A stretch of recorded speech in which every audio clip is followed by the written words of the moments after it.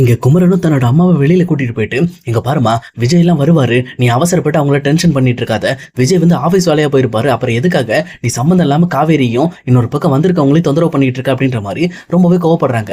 உடனே இது கேட்ட குமரனோட அம்மாவுமே, அப்படியா, சரி சரி, அந்த தம்பியை காணுமேங்கிறதுக்காக தான் நான் கேட்டேன் அப்படின்ற மாதிரி அங்க அவங்களுமே வந்து சமாளிச்சுக்கிறாங்க.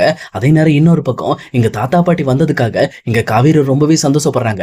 இன்னொரு பக்கம் இங்க காவேரி தாத்தா பாட்டி கிட்ட போயிட்டு, நீங்க இந்த ஃபங்க்ஷனுக்கு வந்ததுக்கு ரொம்பவே நன்றி, இதை பத்தி சொன்னது யாரு அப்படின்ற மாதிரி கேட்குறாங்க. உடனே தாத்தா இருந்துகிட்டு, எனக்கு யார் சொல்லியிருப்பா அப்படிங்கிற விஷயம் உனக்கே தெரியுமேமா அப்படின்ற மாதிரி சொல்றாங்க. ஆனா இதை கேட்டோன்னே காவேரி லைட்டா ஸ்மைல் பண்ணிட்டு, ஓகே ஓகே, விஜய் இன்னும் வரவே இல்லை அப்படின்ற மாதிரி கேட்குறாங்க. ஏமா அவன் இந்த ஃபங்க்ஷனுக்கு வரணும்னு நீ எதிர்பார்க்குறியா அப்படின்ற மாதிரி கேட்குறாங்க. இன்னொரு பக்கம் காவேரியுமே, ஆமா தாத்தா, விஜய் வந்தா நல்லா இருக்கும், அது மட்டும் இல்லாம எங்க அத்தா இருந்துகிட்டு விஜய் வரலன்னா எங்க எல்லாரையும் ஒரு வழி பண்ணிட்டோம், அவங்க ஆல்ரெடி இங்க விஜயை காணும்னு சொல்லி தேவையில்லாம நிறைய கேள்வி கேட்டுட்டு இருக்காங்க, என்ன பண்றதுன்னு எனக்கே தெரியல. அது மட்டும் இல்லாம அம்மாவுமே என்ன பண்றதுன்னு தெரியாம திரு முடிச்சுக்கிட்டு இருக்காங்க. எப்படியாவது விஜய் வந்து இந்த ஃபங்க்ஷன்ல இருந்துட்டாருன்னா போதும், எங்க அத்தை நான் சமாளிச்சிருவேன் அப்படின்ற மாதிரி சொல்றாங்க. உடனே இங்க தாத்தா இருந்துகிட்டு, அப்பனா பேசாம நீயே விஜய்க்கு கால் பண்ணி கூப்பிடலாமா அப்படின்ற மாதிரி சொல்றாங்க. ஆனா இன்னொரு பக்கம் காவேரிக்கு ரொம்பவே தயக்கமா இருக்கு.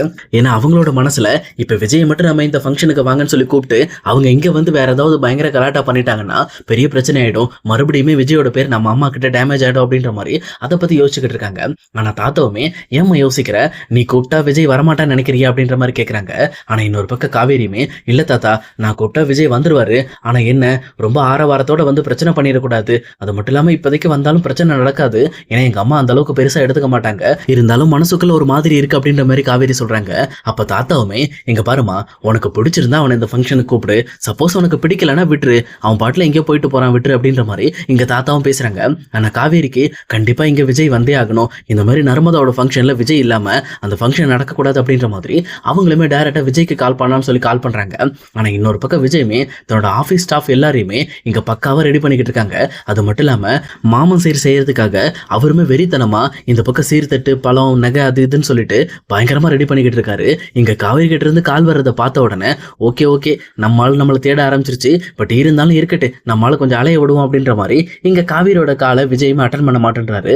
உடனே இன்னொரு பக்கம் இங்க காவேரியுமே, என்னாச்சு, எதுக்காக என் காலை அட்டன் பண்ண மாட்டேன்றாரு, ஒருவேளை இந்த ஃபங்க்ஷனுக்கு நான் அவரை இன்வைட் பண்ணலங்கிறதுக்காக இப்படி பண்ணிட்டாரா அப்படின்ற மாதிரி கொஞ்சம் காவேரி சங்கடப்பட ஆரம்பிக்கிறாங்க. ஆனா அதே நேரத்துல இன்னொரு பக்கம் சரி எதுக்கும் நம்ம போட்டு பார்ப்போம் அப்படின்னு சொல்லிட்டு மாத்தி மாத்தி அடிச்சு பாக்குறாங்க. ஒருவேளை ஆஃபீஸ் போயிருப்பாங்கன்னு சொல்லிட்டு ஆஃபீஸ்ல இருக்கிற அங்க இருக்கிற ஸ்டாஃபுக்குமே கால் பண்ணி பாக்குறாங்க காவேரி. ஆனா அவங்களுமே கால் எடுத்துட்டு, இல்லையே விஜய் இங்க வரலையே அப்படின்ற மாதிரி ரொம்பவே வந்து கேஷுவலா சமாளிக்க ஆரம்பிச்சிடுறாங்க. இந்த பக்கம் காவேரிக்கு ரொம்பவே கஷ்டமா இருக்கு, ஏன் இப்படி பண்ணிட்டாரு, இந்த மாதிரி நர்மதாவோட ஃபங்க்ஷன்ல அவர் இருக்கணும் தானே, அப்புறம் எதுக்காக அவர் இல்லாம போயிட்டாரு, நான் சொல்லலைன்னா அவரை இந்த ஃபங்க்ஷனுக்கு இருக்க மாட்டாரா அப்படின்ற மாதிரி அவங்களுக்குள்ளேயே விஜயை பத்தி கொஞ்சம் கோவப்பட ஆரம்பிக்கிறாங்க. ஆனா அதே நேரம் இந்த பக்கம் வந்து நர்மதாக்கு அந்த ஃபங்க்ஷனும் ஸ்டார்ட் ஆகுது. ஃபர்ஸ்ட் எடுத்தோடனே குமரன் தான் இந்த பக்கம் வந்து மாமன் சீர் செஞ்சுட்டு இருக்காரு. அவருமே வந்து தாய் மாமன் சீரை ரொம்பவே சிறப்பா செய்யற மாதிரி அவர் சைடு என்னென்ன முடியுமோ பழம் நகை அப்படின்னு சொல்லிட்டு அவரால் முடிஞ்ச விஷயங்கள் எல்லாத்தையுமே வாங்கி கொடுத்து இந்த பக்கம் வந்து பக்காவா அந்த சீரை முடிக்கிறாங்க.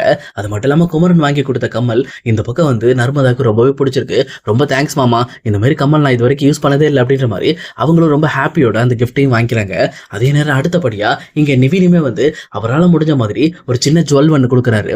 அதையுமே வாங்கிக்கிட்டு நர்மதா ரொம்பவே சந்தோஷப்பட்டு இருக்காங்க.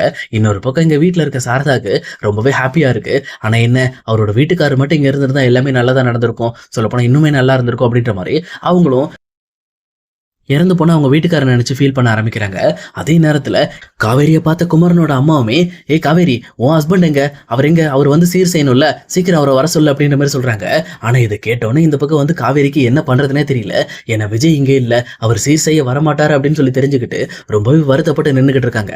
ஆனால் இன்னொரு பக்கம் குமரனோட அம்மா அது எதையுமே புரிஞ்சுக்காம, காவேரி என்ன பண்ணிக்கிட்டு இருக்க, அவர் எங்கே போயிருக்காரு, காலையிலேருந்து அவரை இன்னும் நான் பார்க்கவே இல்லை, வேலைன்னா இந்த மாதிரி ஃபங்க்ஷன் நடக்கிறப்ப வேலைக்கு போகலாமா, முதல்ல ஃபங்க்ஷனை முடிச்சுட்டு போக வேண்டியது அப்படின்ற மாதிரி சொல்லிட்டு இந்த பக்கம் வந்து குமரனோட அம்மா காவேரியை போட்டு திட்டிக்கிட்டு இருக்காங்க. அதே நேரத்துல இன்னொரு பக்கம் சாரதாவுமே என்ன சொல்றதுன்னு தெரியாம அவங்களுமே அப்படி ரொம்ப அமைதியா நின்றுட்டு இருக்காங்க. ஆனா அதே நேரத்துல இந்த பக்கம் காவேரி வீட்டு வாசல்ல பயங்கரமான மோளதாளத்தோட ஒரு வரவேற்பு வருது. இதை பார்த்துட்டு அங்க ஃபங்க்ஷன்ல இருக்க எல்லாருமே, என்ன இது, இந்த மாதிரி இந்த இடத்துக்கு இவ்வளவு பெரிய மோளதாளத்தோட யாரோ வராங்க, யார் அப்படின்னு சொல்லி எட்டி பாக்குறாங்க. ஆனா அங்க பார்த்த உடனே தான் தெரியுது இந்த பக்கம் விஜயுமே மொத்த சீரையும் எடுத்துக்கிட்டு சும்மா ஒரு பெரிய கூட்டத்தோடய இந்த பக்கம் பயங்கரமா ஆடிக்கிட்டு வந்துட்டு இருக்காரு. இதை பார்த்த உடனே இந்த பக்கம் குமரனோட அம்மா காவேரி கிட்ட போயிட்டு, ஏண்டி நீ சொல்ல வேண்டியதானே, என் வீட்டுக்காரரும் சீர் எடுத்துட்டு வராரு, ஆனா கொஞ்சம் லேட் ஆகும், அது மட்டும் இல்லாம அவர் பெரிய சீரா செய்ய போறாருன்னு சொல்லி சொல்ல வேண்டியதானே, நான் தான் அமைதியா இருந்திருப்பேன் அப்படின்ற மாதிரி இங்க குமரனோட அம்மா காவேரியை போட்டு திட்டிக்கிட்டு இருக்காங்க. அதே நேரம் காவேரிக்கு இங்க நடந்துட்டு இருக்க விஷயத்த சுத்தமா நம்பவே முடியல. விஜய் இவ்வளவு பெரிய விஷயம் பண்ணிக்கிட்டு இருக்காரு அப்படின்ற மாதிரி அவங்களையும் அப்படியே மிரண்டு போய் நின்றுட்டு இருக்காங்க. ஆனா இன்னொரு பக்கம் விஜயுமே அங்க ஆபீஸ்ல இருக்க ஸ்டாஃப்ஸ் எல்லாரையுமே கூட்டிட்டு டைரக்டா இந்த ஃபங்க்ஷனுக்கு உள்ள வராங்க. வந்து இந்த பக்கம் வந்து நர்மதாக்கு செய்ய வேண்டிய சீரையுமே செய்யறதுக்கு தயாரா இருக்காங்க. இன்னொரு பக்கம் இங்க சாரதாவுமே விஜயை பார்த்த உடனே என்ன பண்றதுனே தெரியாம அப்படியே ஸ்டன் ஆகி போய் நின்றுட்டு இருக்காங்க. ஆனா இந்த பக்கம் குமரனோட அம்மா இருந்துகிட்டு, விஜய் தம்பி நீ இந்த பக்கம் வாப்பா அப்படின்னு சொல்லிட்டு இங்க நர்மதாக்கு செய்ய வேண்டிய எல்லா சடங்கையுமே செஞ்சு முடிக்கிறாங்க. அது மட்டும் இல்லாம ரொம்பவே சிறப்பான சீரை கொடுத்து இந்த பக்கம் நர்மதாவை வாழ்த்தின விஜயுமே எதுவுமே பேசாம அப்படியே அமைதியா சீரை முடிச்சுட்டு காவேரி கிட்ட போய் நின்றுட்டு இருக்காங்க. அப்ப காவேரியுமே இங்க விஜயை பார்த்துட்டு, இதுக்குதான் இவ்வளவு நேரமா, இவ்வளவு நேரம் பண்ணிட்டீங்களா அப்படின்ற மாதிரி கேட்கறாங்க. அப்ப விஜயுமே, ஓஹோ அப்பனா நான் வருவேன்னு எதிர்பார்த்துட்டு இருந்திருக்கேன், ஆனா என்கிட்ட நீ சொல்லவே இல்லை இந்த ஃபங்க்ஷனை பத்தி அப்படின்ற மாதிரி விஜய் லைட்டா காவேரி கிட்ட கோச்சுக்கிறாங்க. ஆனா காவேரியுமே, இங்க பாருங்க நீங்க என்ன 7 வீடு தள்ளியா இருக்கீங்க, பக்கத்துல தானே இருக்கீங்க, கண்டிப்பா உங்களுக்கு தெரியாம இருக்காது அப்படின்ற மாதிரி தான் நானும் விட்டுட்டேன். அது மட்டும் இல்லாம உங்களை பார்த்து பேசுறதுக்கான சரியான டைமிங் கிடைக்கல அப்படின்ற மாதிரி இங்க காவேரியும் பேசிக்கிட்டு இருக்காங்க. ஆனா இன்னொரு பக்கம் இங்க விஜயும் காவேரியும் பேசிட்டு இருக்க விஷயத்த எப்பவும் போல அந்த ஃபங்க்ஷன்ல இருக்கிற சாரதாவுமே கவனிக்கிறாங்க. ஆனா அவங்க அந்த எந்த விஷயத்தையும் வெளியில காட்டிக்காம ரொம்பவே கேஷுவலாவே இருக்காங்க. இன்னொரு சைடு இந்த பக்கம் எல்லா ஃபங்க்ஷனும் முடிஞ்சதுக்கு அப்புறம் எல்லாருக்கும் இந்த மாதிரி வந்து தடப்படல பந்தி நடக்குது. அதுக்கு எப்பவும் போலயே 3 தாய்மாமங்களையும் கூப்பிட்டு சாப்பாடு போடணும் அப்படின்ற மாதிரி இந்த பக்கம் குமரனோட அம்மா சொல்றாங்க. அதை கேட்ட உடனே ஃபர்ஸ்ட் எடுத்தோன்னே நிவினும் குமரனும் போறாங்க. ஆனா இன்னொரு பக்கம் விஜய் மட்டும் இங்க தூரமாவே நின்னுக்கிட்டு இருக்காரு. ஏன்னா சாரதா என்ன சொல்ல போறாங்களோ தெரியல.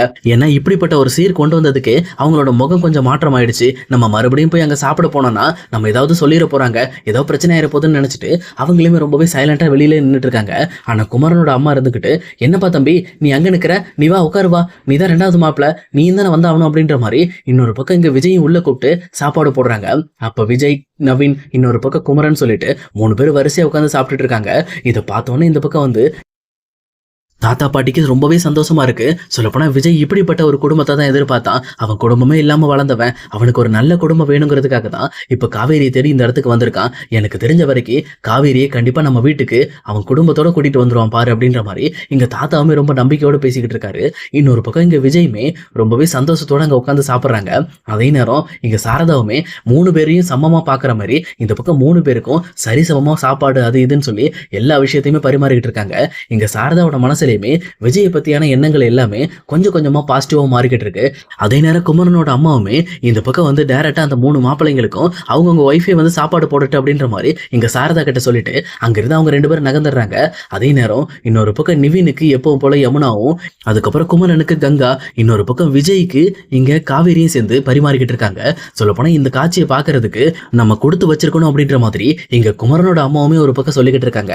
ஏன்னா சொல்ல போனா இந்த மாதிரி ஜோடிங்கெல்லாம் எங்கேயுமே அமையாது, அவங்க அவங்களுக்கு ஏத்த மாதிரி அவங்க இருக்காங்க அப்படின்ற மாதிரி ரொம்பவே தெளிவா அவங்களுமே இங்க சாரதாவுக்கு கொஞ்சம் அவங்க மண்டையில ஏறுற மாதிரி பேசிக்கிட்டு இருக்காங்க. சாரதாவுமே இந்த விஷயத்த ரொம்பவே ஷார்ப்பா கவனிச்சுட்டு, கண்டிப்பா உண்மைதான், இப்ப எனக்கு தெரிஞ்ச வரைக்கும் காவேரியும் அவளோட வாழ்க்கையை வாழணும்னு ஆசைப்படுறேன், மறுபடியுமே அந்த விஜய் தம்பி கூட காவேரி போனா நல்லா தான் இருக்கும் அப்படின்ற மாதிரி அவங்களோட மனசுக்குள்ள ஒரு குரல் கேட்குது. ஒரு வழியா அவங்க விஜய் மேல இருக்கிற தப்பான எண்ணங்களை விட்டுட்டு மறுபடியும் காவேரியோட சேர்த்து வைக்க அவங்க முடிவு பண்ணாங்கன்னா சொல்லப்போனா ரொம்பவே நல்லா இருக்கும். அதனால அவங்க என்னதான் முடிவெடுக்க போறாங்க அப்படிங்கிறத நம்ம இனி வரப்போற எபிசோட்ல கண்டிப்பா பார்க்கலாம் गाइस. இந்த வீடியோ உங்களுக்கு பிடிச்சிருந்துச்சு அப்படின்னா மறக்காம லைக் பண்ணிடுங்க. இதே மாதிரி வீடியோஸ் வேணும் அப்படின்னா நம்ம சேனலை ஞாபகமா சப்ஸ்கிரைப் பண்ணி வச்சுக்கோங்க. Okay guys, see you. நம்ம இன்னொரு வேற லெவலான வீடியோல பார்க்கலாம்.